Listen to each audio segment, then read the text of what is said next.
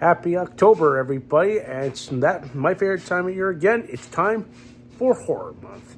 Now, last year I did only 2 movies in my little Horror Month thing, but this year I've changed it up a little bit. But of course, I kind of went back to the Dracula well. Now that a couple more Dracula movies have been made in the year since, I'm going to be getting to those 2 this month. But as for the other ones, I'm going to kick off Horror Month with this one. Technically, even though it's not really a horror, but to me, the horror is the fact that is just watching it and realizing you're watching something happen in real time, and that is the movie Searching. Yes, and this movie, which has spawned a bit of a following and a sequel, kind of, in Missing, which I've also reviewed on this channel, but this is the first one, which I never got a chance to see.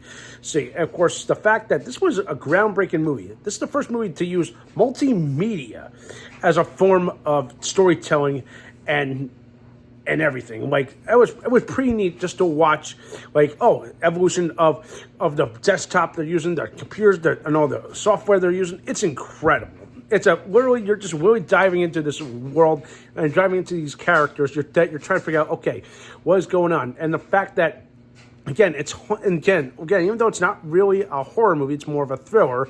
It's more of like following the lines of, okay, this guy's daughter has gone missing. And of course, he's trying to figure out what the hell happened. But you could definitely watch and feel in real time like something's amiss. And then, of course, you know something's off when she calls him 3 times in the middle of the night. And one of those times was a FaceTime call. You knew something was up, and that's a very, very real life scary scenario. That is what made my skin crawl in this movie. Like, oh my God, did this just happen, kind of thing. And it's a very scary real life thing. It's like people will go missing. Kids have gone missing, and of course I've said this probably before in previous movies, especially Sound of Freedom, and of course my review of Tracker. It's like, man, every time I look at that wall in Walmart, it's like, will we ever find them? Are they alive? Are they dead?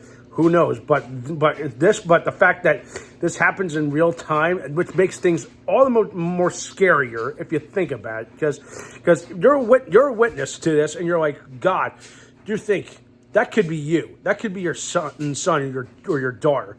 And for me, as a dad of 2 girls, yeah, I'm scared. Like, if that ever happened to me, I would go fucking scorched earth if that ever happened. But yeah, but I will admit, the storytelling, the plot twist was great.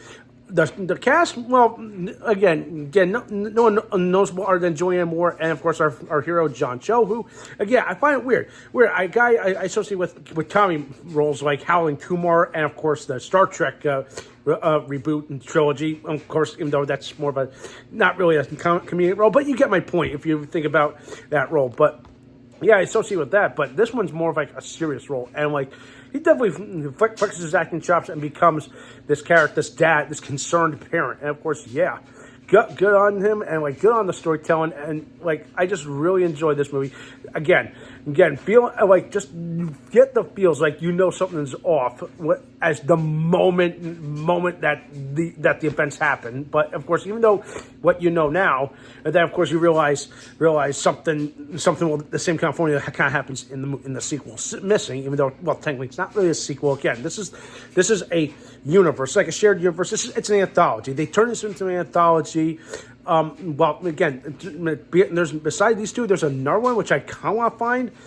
Maybe I'll talk about that in a future review, but who knows? But overall, this very cool, groundbreaking movie definitely hit all the vibes, hit the thrills for all of us to be like, oh my God, what happened? What can this really happen? Yes, it can. And tip of the hat to the storytelling, and tip of the hat to everyone that kind of pulled their weight to try to make something cool. Like, the use of multimedia definitely adds to the storytelling, but it doesn't detract from it. Maybe at times you feel like it kind of gets excessive, but again, it's all part of how the story goes, and the pacing is very good.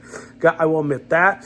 I mean, it doesn't lose any ground to me. It doesn't drag. It just like the moment. It's like, okay, it's like that calm moment. Then of course the moment then the switch happens. Like, you know something's off. And when she goes missing, it takes in a different direction, and then you hear the twists, the turns, and you're like, oh my God. I remember Caitlin walking in on me watching this, and she was like, wait, what movie is this? I go, did we see this movie? I said, no, we saw Missing, but this is Searching. He goes, oh my God. And like she sat down and she watched, I was like, oh, and like all of a sudden I started picking up on things that she didn't pick up on. And all of a sudden she's like, oh my God, I know who it is. And she's like, yep. We figured it out. And it doesn't take a detective for us to figure it out. And of course, man, it's just something. Even with my glasses, we could tell what happened. But yeah. But overall, this was a very good movie experience. Again, not really a horror, but it feels like a horror because you're just hooked on for the ride.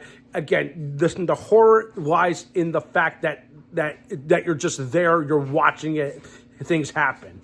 And like again, if this happened in real life, like if someone caught something on camera and be like, oh my God, people would be like, the whole internet would blow up, and like you would make a story out of it. And that's what this captures, and this movie did that job in spades. All right, so if I give this movie a score, I'm going to give this movie, I'm giving it a hard 8. Okay, it's that damn good. But again, compared to its sequel, Who's Missing, I feel like again it's the same kind of notes. Okay, it's a similar formula, but again, compare and contrast those two. I don't know, like take your pick. Okay, you don't have to watch one or the other, but there is a little bit of overlap because like there's some plot and there's some elements from this that kind of get carried over to Missing and whatnot. But yeah, okay, so that does it for this episode, this groundbreaking episode of this year's Horror Month. So yeah, that does for tonight. Thumbs video, subscribe to my channel, stay tuned for some more awesome and exciting content.